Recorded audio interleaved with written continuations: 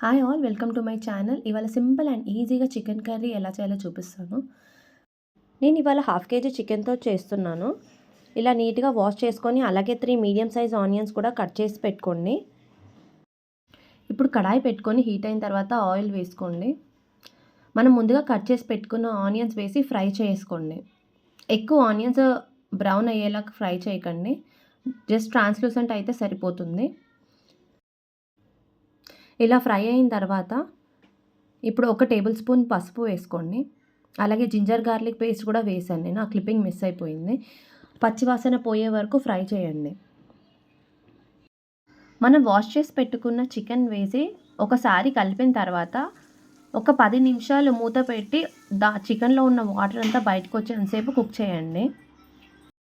ఈ కర్రీకి ఎక్కువసేపు పట్టదండి, ఒక 20 to 25 మినిట్స్ అయితే సరిపోతుంది. ఎక్కువ ఇంగ్రీడియంట్స్ కూడా ఉండవు. ఇలా మూత పెట్టిన తర్వాత ఒక 10 నిమిషాలు చికెన్ని కుక్ అవ్వనివ్వండి. ఇక్కడే మనకి 50% చికెన్ అనేది కుక్ అయిపోతుంది. చూడండి వాటర్ అంతా ఎలా పైకి వచ్చేస్తుందో.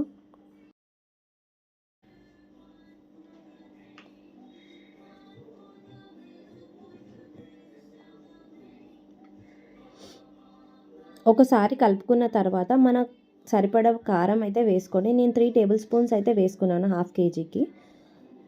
సరిపడా సాల్ట్ కూడా వేసుకోండి.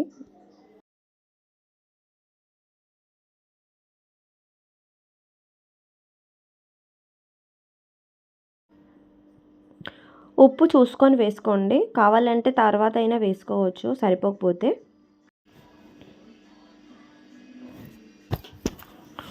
ఉప్పు చూసుకొని వేసుకోండి, కావాలంటే తర్వాత అయినా వేసుకోవచ్చు. ఇలా ఉప్పు కారం అంతా కలిసేలాగా మంచిగా కలుపుకొని ఒక 1 మినిట్ అంతే, ఒక నిమిషము మూత పెట్టి ఉడికించండి. చూస్తున్నారు కదా ఆయిల్ అంతా ఎలా పైకి వచ్చిందో.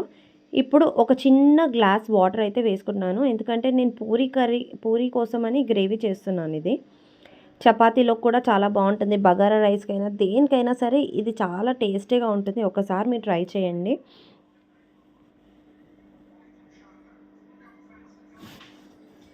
వాటర్ వేసిన తర్వాత ఒక 5 మినిట్స్ కుక్ చేయండి, అప్పుడు చికెన్ ఫుల్గా కుక్ అయిపోతుంది. ఇప్పుడు 1 టేబుల్ స్పూన్ ధనియాల పొడి అలాగే హాఫ్ స్పూన్ గరం మసాలా వేసి కలుపుకోండి. అంతకంటే ఎక్కువ మసాలాలు ఏమీ ఉండవండి ఈ కర్రీలో. జస్ట్ సింపుల్గా 20 నిమిషాల్లో చేసేసుకోవచ్చు. చూస్తున్నారు కదా గ్రేవీ ఎంత బాగుందో. కలర్ చూస్తేనే అర్థమవుతుంది మీకు టేస్ట్ ఎంత బాగుంటుందో.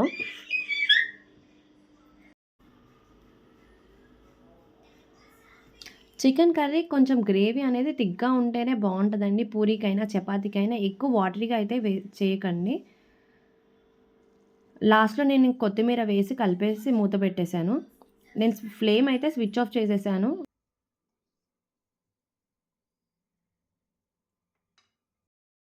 నేను మీకు ఒక పీస్ కట్ చేసి చూపిస్తాను. చూడండి ఎంత మంచిగా కుక్ అయిపోయిందో. అలా ఆయిల్ అనేది ఎప్పుడైనా సరే పైకి రావాలి, అప్పుడే కర్రీ కంప్లీట్గా కుక్ అయినట్టు. చూసారు కదా ఎక్కువ ఇంగ్రీడియంట్స్ లేకుండా సింపుల్ అండ్ ఈజీగా చికెన్ కర్రీ చేయడం. Thanks for watching.